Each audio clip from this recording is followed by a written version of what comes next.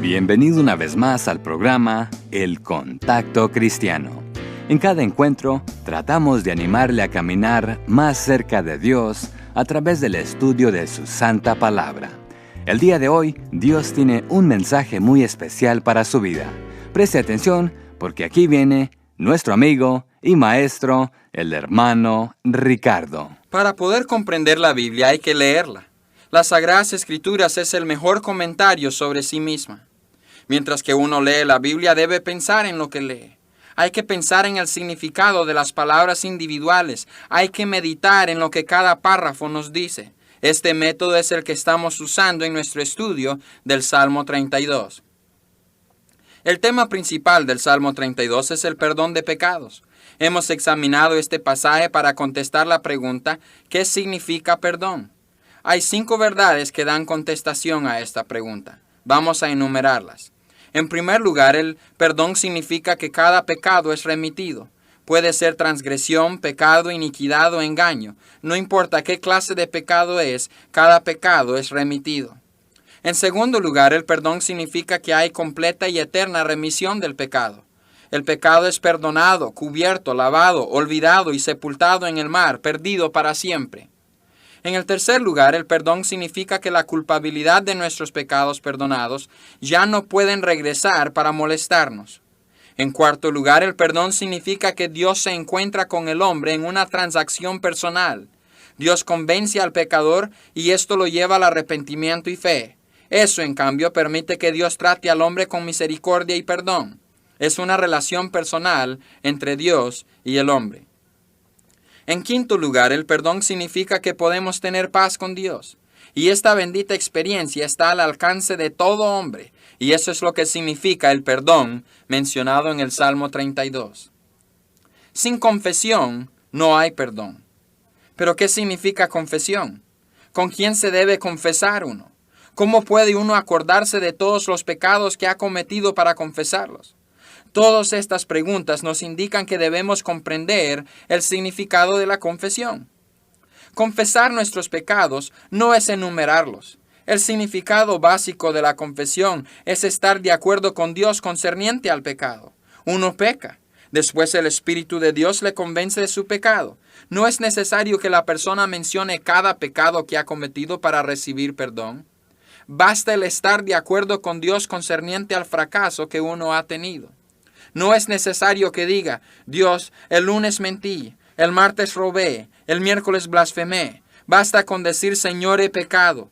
El veredicto que tú has puesto sobre mi transgresión es correcto. Soy culpable. Por favor, ten misericordia de mí. El salmista nos da el ejemplo en el Salmo 32:5. Dice, mi pecado te declaré y no encubrí mi iniquidad. El estar de acuerdo consigo concerniente al pecado es todo lo que Dios requiere de uno. La confesión es un acto de la voluntad, no es una compulsión que viene por fuera. La confesión de pecado es una resolución del corazón. El rey David resolvió en su corazón confesar sus pecados delante de Dios. Los confesó y recibió el perdón de él. Este verdadero arrepentimiento que nos lleva a la confesión de nuestros pecados involucra 3 pasos. En primer lugar, involucra la comprensión de que uno mismo ha sido culpable de sus pecados. En segundo lugar, involucra un verdadero pesar por lo que uno ha hecho. Y en tercer lugar, involucra el acto de dar las espaldas al pecado para seguir a Dios. Dios no te hará confesar en contra de tu propia voluntad. La confesión verdadera del pecado, que es seguido por el perdón, es un acto voluntario de nuestra propia voluntad. Lucas 18, 9 al 14, nos relata la confesión de un pecador quien recibió el perdón de sus pecados. Cierto publicano, convencido de la maldad de sus pecados, se postró en la presencia de Dios en su templo. En una cultura donde tenían la costumbre de levantar sus manos viendo hacia arriba, este pobre hombre miraba hacia abajo, apenado por sus pecados, y se golpeaba el pecho diciendo, Dios, sé propicio a mí, pecador. ¿Cuáles habrían sido los pecados que había cometido? Él no los mencionó. La Biblia no los enumera. No era necesario. La transacción era entre él y Dios. ¿Cómo puede uno estar seguro de que puede recibir el perdón por medio de una oración? Pues Jesús dijo, hablando del mismo caso, os digo que éste descendió a su casa justificado. Podemos ser justificados, perdonados y limpiados de todos nuestros pecados si los confesamos de todo corazón, confiando en la palabra que Dios nos ha dado. Observemos la contestación de Dios en cuanto a la confesión del hombre. El Salmo 32:5 nos dice, mi pecado te declaré y no encubrí mi iniquidad. Dije, confesaré mis transgresiones a Jehová, y tú perdonaste la maldad de mi pecado. Esto me recuerda de 1 Juan 1:9, que si confesamos nuestros pecados, Él es fiel y justo para perdonar nuestros pecados y limpiarnos de toda maldad. Lo que el hombre tiene que hacer es confesar sus pecados a Dios. Lo que Dios hará es perdonar al hombre sus pecados y limpiarle de toda maldad. ¿Cómo puede estar seguro una persona de que si confiesa su pecado, Dios le perdonará? Repito lo del versículo que dice, Él es fiel y justo. Dios es responsable, no es como nosotros. Cuando Él dice que hará algo, podemos estar seguros de que lo hará. Dios siempre hará lo correcto. Primera de Juan 1:9 nos enseña que si estamos de acuerdo con Dios concerniente a nuestra culpabilidad en cuanto al pecado, podemos estar absolutamente seguros de que Él hará lo correcto concerniente a nuestro pecado. Venimos a Él aceptando lo que Jesús hizo por nosotros en la cruz del Calvario. Él tomó nuestros pecados y los limpió en su sangre. Si nosotros confiamos de todo corazón en esta verdad, hay grandes bendiciones para nosotros. Si tú nunca has venido a Dios para confesar tu maldad y recibir su perdón en la persona de Jesucristo, ¿por qué no lo haces hoy?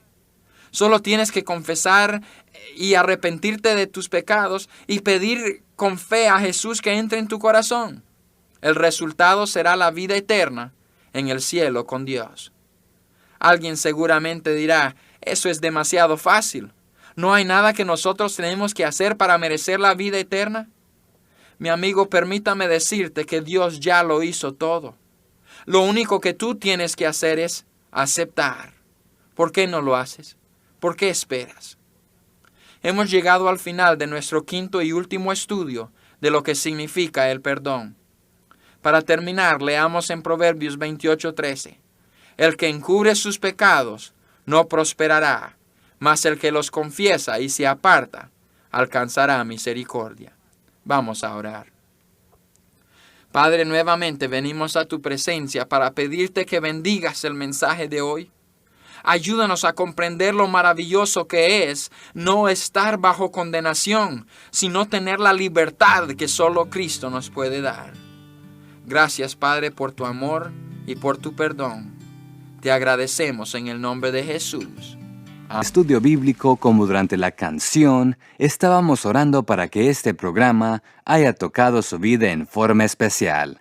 Queremos recordarle que tenemos reservado para usted un curso bíblico por correspondencia. Si lo desea, no tiene más que pedirlo cuando nos escriba a El Contacto Cristiano, apartado postal 11263, Houston, Texas 77293. Por favor, recuerde incluir el nombre de la emisora en la que sintoniza nuestro programa. Nuevamente, nuestra dirección es El Contacto Cristiano, apartado postal 11263, Houston, Texas 77293. Este programa es una producción de la Asociación Bautista Misionera de América. Confiamos en que nos volveremos a encontrar, Dios mediante, en nuestro próximo programa, a esta misma hora y punto del dial, para que juntos participemos nuevamente en El Contacto Cristiano.